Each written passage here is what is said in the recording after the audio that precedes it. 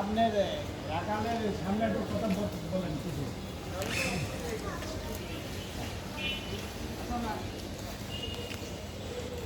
বলেন। হ্যাঁ, এই দর্শক মন্ডলী, আমরা এসেছি রামপুরা মেরাদিয়ার হাটে গরু ছেড়ে।